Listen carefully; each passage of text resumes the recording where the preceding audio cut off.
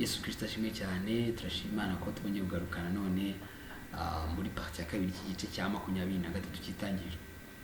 Twahoze tuvuga ubushize uburyo twasoreje ku gice ku murongo wa 10. Katusenga Imana. Mana nziza, turi imbere yawe, duce bugufi mu maso yawe. Tugushyira hejuru, turasinga izina ryawe. Turavuga imbaraga zawe, imbabazi zawe, umurava wawe, umugisha wawe uduha Mwami Yesu. Turabyakiriye. Turihanya twatarakiranze mu maso yawe, tugushima ubwiza bwawe, tugushima imbabazi zawe, tugushima ineza zawe, tugushima imiteguro myiza ku buzima bwacu. Turakuyihaye kugira ngo ukomeze uganirize imitima yacu, ibyo tugomba gukora isose nibone bamize dukora yemeye gukorwa nawe, nayo ikora imba myiza, twese tuyimbaza izina ryawe ngo Yesu wacu. Haleluya. Twasorera umurongo ukomeye, umurongo wa 9 ngo ame uyu Efuroni mwene Sohari ampe ubuvumo bw'imakipera afite buri kumera yisambuye. Amatanga detail, iyi detail yarantangaje. Abungurishirize hagati yanyu, abungurishe igiciro kibukwiriye, ntabwo n'undi babimera ubuntu, kitagabanije bube gakondo byo guhambamo. Turi mu isi turi abashyitsi, hari utuzi dufite dukura mu mwuka,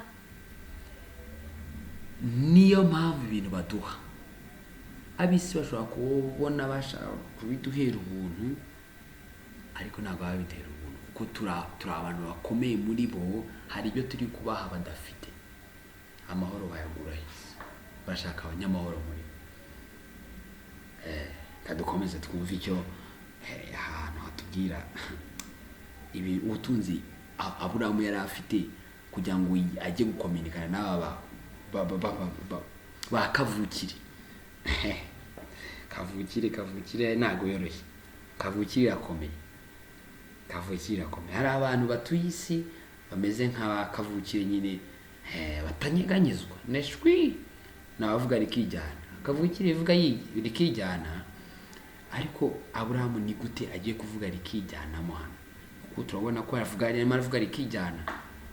Ni gute umushyitsi yari buvuge rikijyana? Bishatse ngo hari ikintu afite muri we. Afite icyo mu mwuka gusa, icyo mu mubiri aragifite. Katurebe kuko ubuzima dufite mu mwuka bundi bugaragarira n'inyuma mu mubiri. Bishatse ngo iyo afite ubutunzi, abisi nibo bazi kugenzura ubutunzi dufite. Kavuga turi umuntu afite ibi n'ibi. Uzarebe, ndibuka ko Yesu yigeze kuvuga ubutumwa ahantu, dayimoni zikajya zivuga ngo uyu ni umwana w'Imana, zikajya zimuvuga ngo uyu, noneho ngo arazicecekesha ngo ze kongera kuvuga ngo uyu ni umwana w'Imana. Ziratugenzura. Abisi baravuga ati uyu muntu afite ukuntu, bitewe nuko isi izi gushyira ibintu byose kuri statistique, ibintu byose bikajya mu kabishyira ku murongo muri raporo ngo nibi barabifite, nibi ufite ibi nibi ubukire bungana gutya, uyu mukire, uyu ni wa mbere, uyu ni umukire wa kabiri, uyu ni umukire wa gatatu. Isi izi kubidetaya.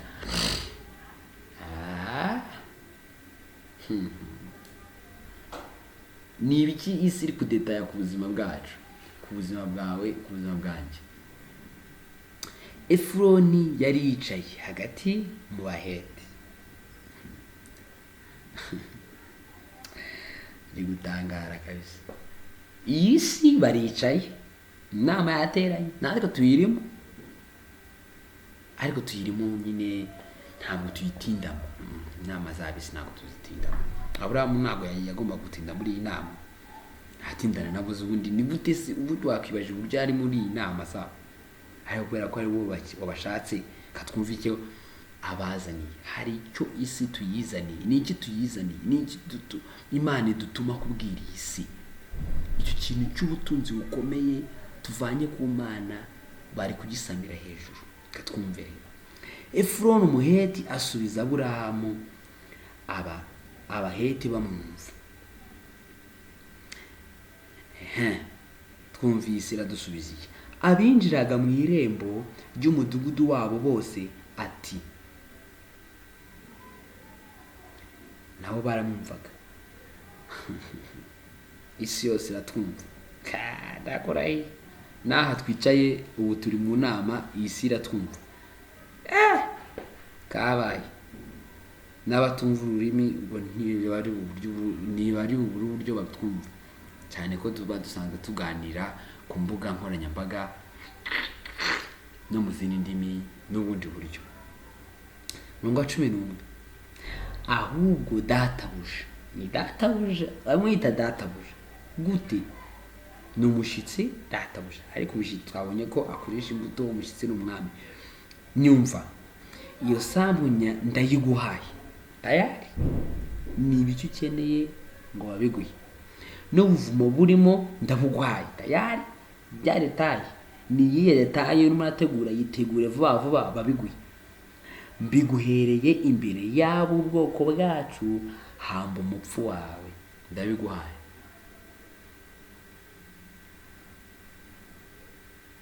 Ibintu dufite by'isi ni ibipfu. Nshaka guhamba n'izi nda, nshaka ibyo kurya, inda ni ibipfu bizabura, ibyo ngibi ni ibipfu. Yatari kabisa. None ni ibiki nkeneye? Isi ngo nyihe detaye, nindangiza ibibi ko icyo nsabwa muri yo ngifite. Barashaka umunyabwenge, ndi umunyabwenge.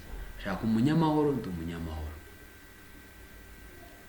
Barashaka umutunzi, ndi umutunzi. Gute uri umutunzi? Mu butunzi bwabo ko babara mu ifaranga, ariko ntabwo ari mu ifaranga gusa. Ubutunzi bw'isi bafite uburyo babara mu buryo bwinshi bugaragarira. Ifaranga ni exchange y'ibintu, ni uburyo bahinduranya ubwo butunzi, ariko buri wese afite ubutunzi. Kandi ubutunzi bwa mbere ni ubwenge, ubumenyi. Ufite ubumenyi rero turabufite. Turwane no gushaka ubumenyi bw'Imana, ariko nta ibintu byo mu ishuri ndakurahiye. Iyi si isi hari ibyo dusaba turi buyime, hari n'ibiri budusaba tuyibuyihe, nitwe tuyigenera ibyo tuyiha. Yo iraduha ibyo dukeneye byose, kuko ntabwo yabitwima itese. Twebwe nidusaba turayigenera, ariko twebwe nituyisaba iraduha ibintu byose twayihaye. Kuko turi on the top, turi abantu bakomeye cyane. Tekike ni yayindi, kuyimenyesha ko twe turi abashyitsi ntabimukira.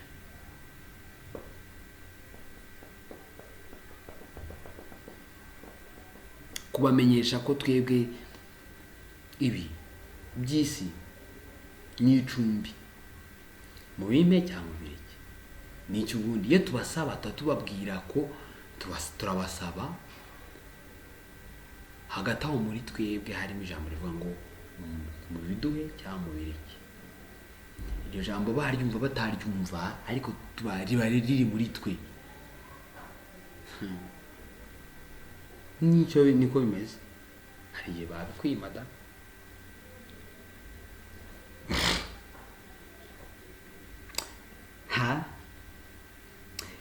Aburahamu ku murongo wa 12 yikubita imbere ya bene igihugu, nanone abaha icyubahiro. Ni icyo cyubahiro turi guha ab'isi mu butumwa Imana yaduhaye kubaha,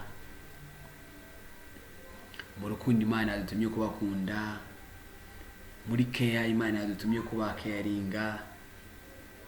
Hari imisi Imana yaduhaye gukora mu isi, gushyira abantu bo mu isi. Abahaye icyubahiro, baragikeneye, yego tukibaye.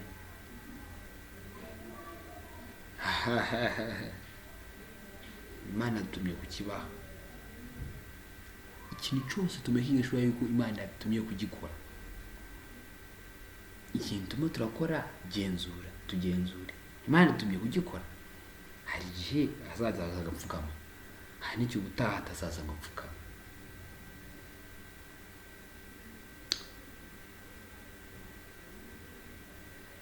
abwira Efuroni bene igihugu bamwumva ati, nawe arimo arabwira, ndakwinginze nyumvira, ndakwishyura igiciro cy'iyo sambu, cyemere nkiguhe mpambemo umupfu wanjye. Icyo gihe yari agifite, niyo aza kuba atagifite umva bari bamuhaye isambu. Ubwo icyo gihe yari agifite, Imana yamutumye kucyishyura. Nicyo Bibiliya itubwira. Buriya ikintu Bible itubwira ku bantu b'Imana, tumenye yuko ibintu byiza turi bubone muri Bibiliya Imana yatumye abantu kubikora. Ibintu tubonamo bibi tumenye ko Satani yoheje abantu kubikora.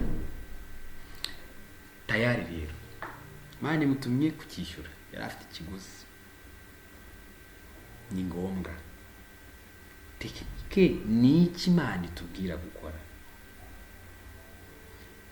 Ibi by'uko Efuroni yamuhaye isambu mbere twayifate, ni ikigaragaza yuko bishoboka yuko ibintu dusabye isi biduha, tutaranayishyura, tutaranayiha ibindi na mbere yuko tubaha amafaranga hari ibindi tuba twabahaye byinshi: amahoro, umutekano, ibiki byose, urukundo.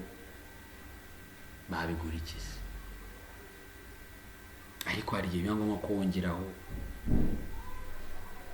amafaranga, ubushobozi. Ni nk'uko tuvuga ijambo ry'Imana bikaba ngombwa kongeraho amafaranga, hari n'igihe utayibona utanayatanga, utanayongeraho. Tekinike ni ukumenya icyo Imana imbwira gukora, niyo turufu yonyine. Kandi ntabwo twabimenya tutaganira n'Imana. Imana twitoze kuvuga tuti ngiye gukora ikintu cyiza. Imana ijya ivuga uti ndahari. Haleluya. Imana ivuga ngo ndahari. Haleluya. Imana ivuga ngo ndahari. Aburahamu arishyura isambu. Efuroni asubiza Aburahamu ati, databuja nyumvira, agasambu kaguze shekeli 400 z'ifeza kanteranye nawe, nuko hamba umupfu wawe. Urumva ko hari uburyo barimo barashaka kugira aho bahurira, ariko ab'isi ntabwo dutindana nabo. Icyo nicyo cya mbere, ntabwo dutindana nabo, tujyanwa n'ibitujyanye kuvuga ubutumwa no gusohoza ibyo Imana yatumye tukavayo. Iyi nama ntabwo Aburahamu nyine yagomba kwitindamo n'ubundi. Urumva ab'isi kanteranye nawe, abanyamahanga kanteranye nawe. We yiteguye kubitanga, gutanga ibyo yasabwe, kubitanga. Duhumure iyi si, ibintu tuyikeneyeho, ibintu biri muri iyi si, niba ari ibihingwa, niba ari ibyo kurya, niba ari ibyo ugura, urabigura mu izina rya Yesu, bitavuye mu mafaranga yawe. Si ngombwa ko utanga amafaranga yawe, no. Amafaranga araza kuza ari inyongera, ariko hari ibindi dufite duha ino si igomba kuduha. Ibyo bintu igomba kubiduha, ni ihame. Muribuka Abisirayeli bajya kuva muri Egiputa, Imana yarababwiye ngo muzatire abaturanyi banyu, ngo Imana ngituma abaturanyi babo babaha ibyo bintu babasabye, ngo muri iryo joro mugiye kujya kuva muri Egiputa muzabaka ibintu. Imana ibaha igikundiro. Igikundiro kijya ku bantu b'Imana. Abantu b'Imana, ese abantu b'Imana babaka ibintu byinshi by'igiciro cyinshi. Ko Imana yari yabwiye Aburahamu iti, Imana yari yabwiye Mose, numva ari Mose yabibwiye, niba atari Aburahamu ngo bazavana ubutunzi bwinshi, niba atari Yakobo ngo bazavana ubutunzi bwinshi. Ab'isi ntabwo bakeneye amafaranga, nubwo ariyo exchange ngo tubahe ibyo dufite. Twe dufite ibintu by'ubutunzi bukomeye badafite badukeneyeho. Ibyo byose ni ibintu bikomeye bifite agaciro gakomeye batabura. Niyo mpamvu ibyo by'isi toto niyo mpamvu ari ibyacu. Ahubwo byose ni ibyacu kuko ni iby'Uwiteka. Irabibanyaga, Bibiliya irabivuga. Iby'abanyabyaha bibikiwe abakiranutsi. Barirukanka bakabishaka, abisi bakumva ko babifite, ariko bibikiwe abakiranutsi. Mana dutabare cyane. Mbese turi mu uwe mwanya, turi mu mwanya w'uwo Imana dushakamo. Hari n'ahandi Imana yagiye inyaga abanyabyaha ibintu ikabiha abakiranutsi. Ibi bihugu, iki gihugu Imana yasezanije Aburahamu ko izajya ahubwo ubwoko abazamukomoka kuri Aburahamu, yarakibahaye.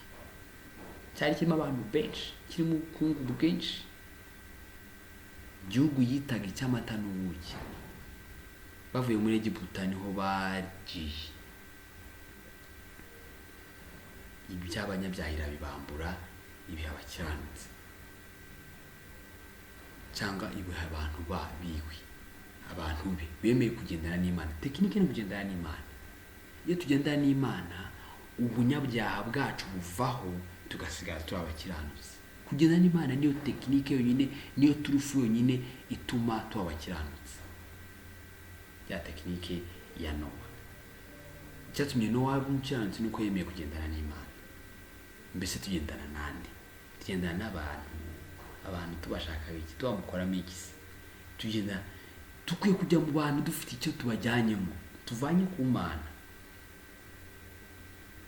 Cya kindi cy'ubutunzi, ku buryo tuzaza bahita bavuga bati karibu.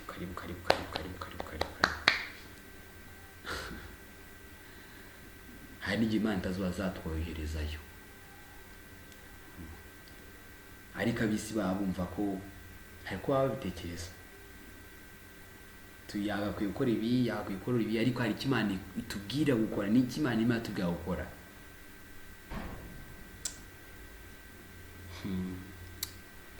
Aka gasambuka k'aya mafaranga ke kunteranya nawe.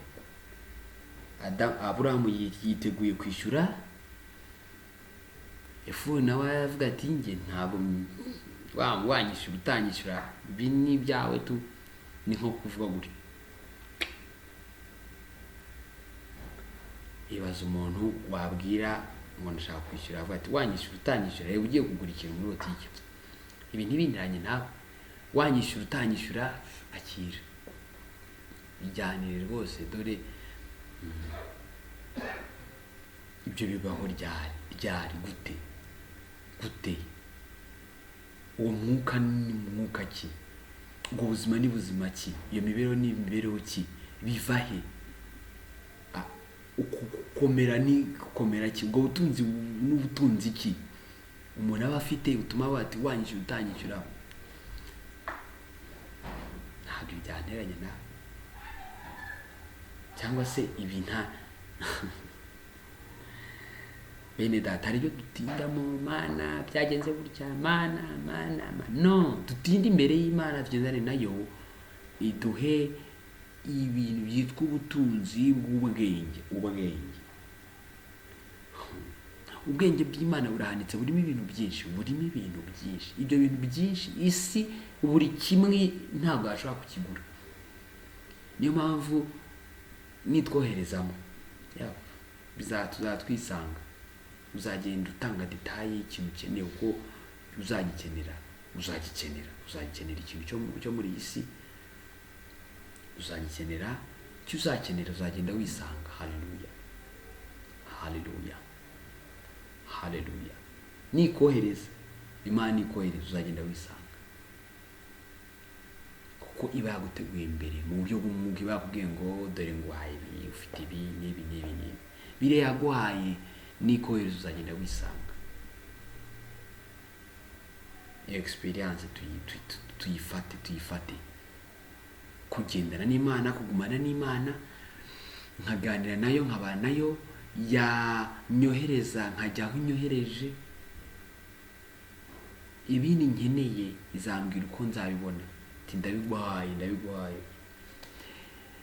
Kubikenera ni kwikorera mu kigega. Mana nkeneye ibi, ntabwo ndinda munyibwira nti nkeneye ibi. Mana dore ibiryo wenda byashize,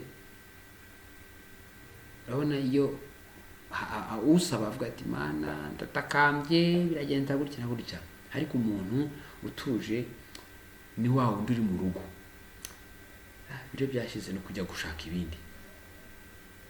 Okay, gahita ufata iya mbere ukajya kubishaka. Nuko bigenda, ndi kumwe n'Imana, Imana turi kumwe, ngiye gushaka ibindi, ndagiye, nkagenda nkajya kubiza, nkabibona, ikavuga iti kizovi genda, cyangwa se vuga ati hoya uburyo ntabwo ari bwo turabikora gutya. Haleluya. Kugendana n'Imana, kugumana n'Imana biduhesha kuba abakiranutsi. Haleluya.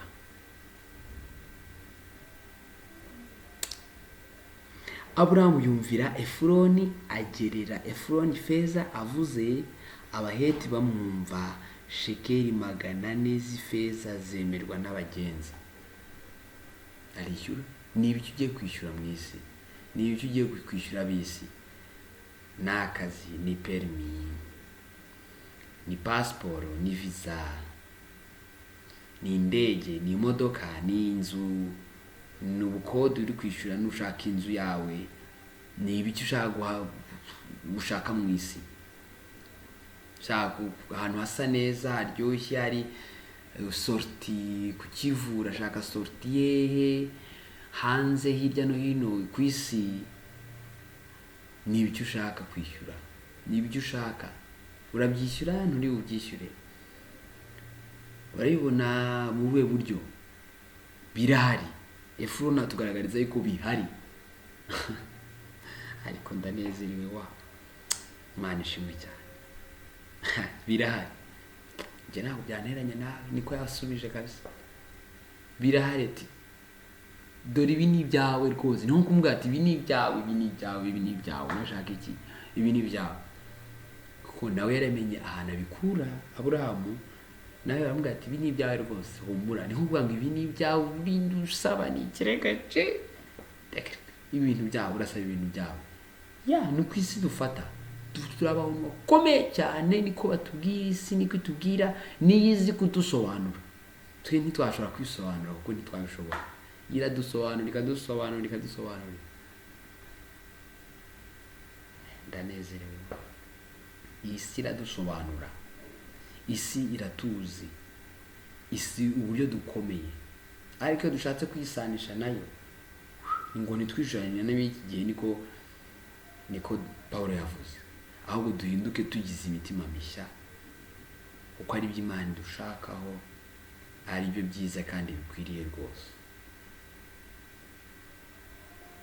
Iyo twishushanya nabo turagenda tugiye gushwana nabo. Ariko iyo turi kumwe n'Imana tugenda yatwohereje, yavivuye izotika. Iyo tari kumwe n'Imana tujya ahantu itatwohereje, tugaseba, tugashwana, umuriro ukaka kandi ukatwakira nyine. Ariko tugomba kugenda twaganiriye n'Imana. Haleluya. Isi ntishake kuduhamagara uko ishatse, no.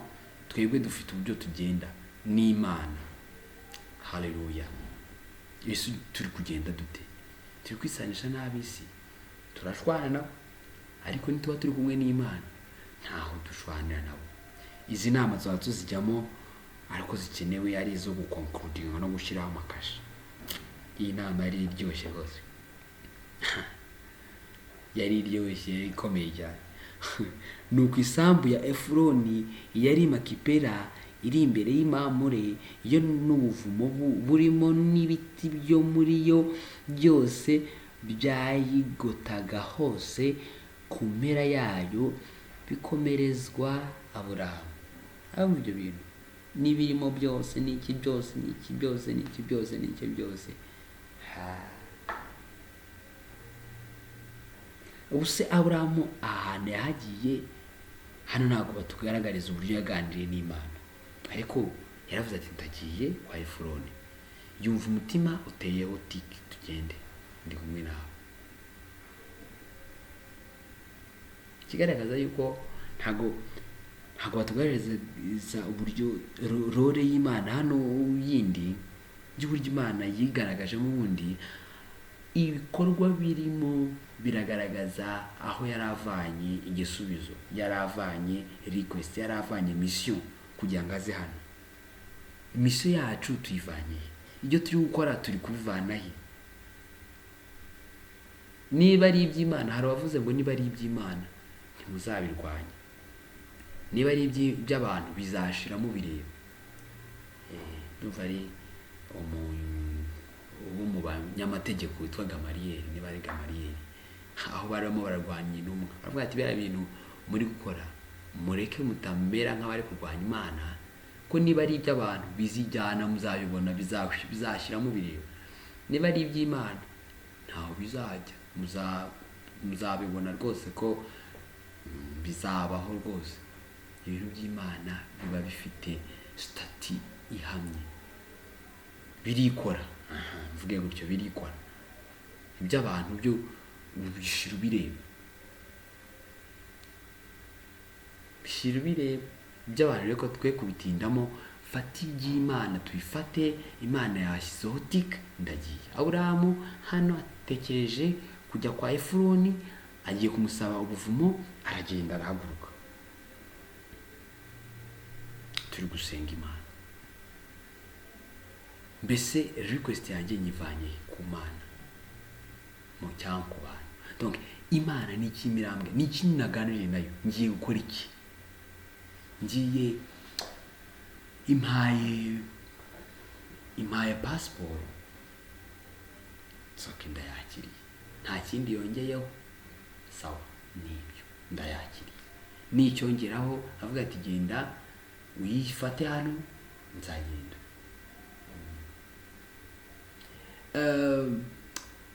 Niba nzicara nkahite nkabona iraje, pfa kuba nyifite tu, nta bindi. Hano Aburahamu we aricaye, avuga ati ngiye kwa Efuroni, ndagiye, ngiye kumwaka isambu. Imana iti okay. Hano wenda Imana ntabwo bayigaragaza. Aragenda, haba inama y'igikurankota ikomeye cyane, ifite imbaraga, ishyushye, yo kwemeza ibintu. Hano barabyemeje ngo yemezwa kuba gakondo ya Aburahamu, gakondo ye imbere y'Abaheti, tayari muri yasi, imbere y'abinjiraga mu irembo ry'umudugudu wabo bose. Tayari bawe gahunda barayimenye, barayishyizeho kasha. Iyi request Aburahamu yaje ni umutima, imaze kuva mu mutima, Imana iteraho kasha, aragenda. Kuko ibintu by'Imana uburyo byikora, uburyo bigenda binyuramo, ubona ko ari iby'Imana. N'ibintu bya Satani uburyo bigenda binyuramo, ubona ko ari ibya Satani. Birigaragaza byose, ntaho bihishwe. Niyo mpamvu dukwiye gufata ibintu bya Satani birangira nabi, ibintu by'Imana birangira neza. Dukeneye kugira iherezo ryiza. Niba dukeneye iherezo ryiza, twige kugendana n'Imana. Haleluya. Kandi iherezo ryiza riraje. Twabyemera tutabyemera, iherezo riraje. Imana irahari, Yesu arahari. Twabonye ibimenyetso uko ibihe bihindahinda bibi, ni nako Yesu nawe ahari, tayari asarura. Buriya arimo arasarura abantu. Uzajya wumva ngo yagiye, utuze, nturirire abapfuye, usigare urebana n'ibyawe. N'Imana tubwiye kumuhamba, tujya mu kumuhamba. niba tutari namuhambe nuko ikimana buvuge ngo nicyo ndi bukore. Niko Baramu yabwiye abantu Baraki, timumenye ko icyo ntari buvuge ikimana itavuze. Yari umupfumu ariko atagomba kuvuga ibyiwe bwite. Ni ibiki bapfu abantu bahanuzi baba tuvuga ngo ni bamenya cyangwa se bahanuzi b'umutwe, n'abo bapfumu ni ibiki bavuga.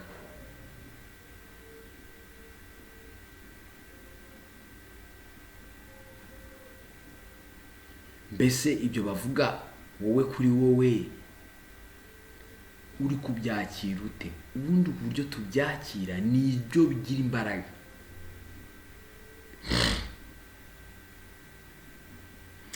Ariko ikintu gitangaje, ibintu by'Imana bigira imbaraga buriya zibyishemo.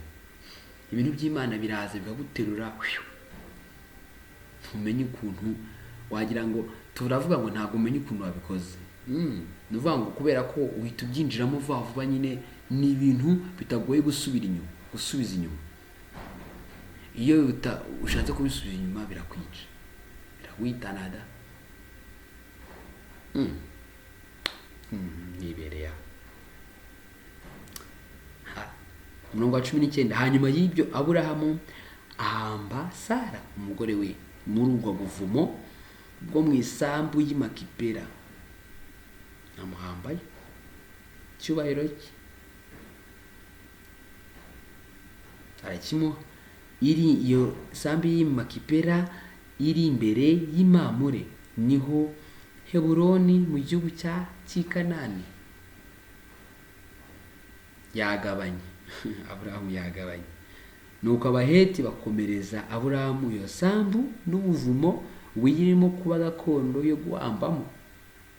Niyi arayikoresha icyo ashaka, icyo yayishasabiye. Yesu ashimwe cyane. Igice cya 23 ni iki ngiki cy'Itangiriro. Kwizera ibintu bikomeye cyane bijyanye no gupfa no kurangiza urugendo mu isi.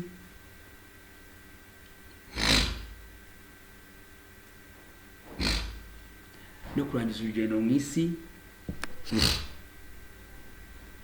Nyuma yo kurangiza urugendo mu isi hari aho dukomereza ubuzima.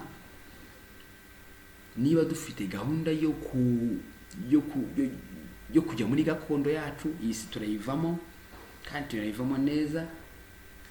Niba nta gahunda dufite, Yesu araje arebane natwe kandi turahitamo ubwiza no ku bubi turahitamo.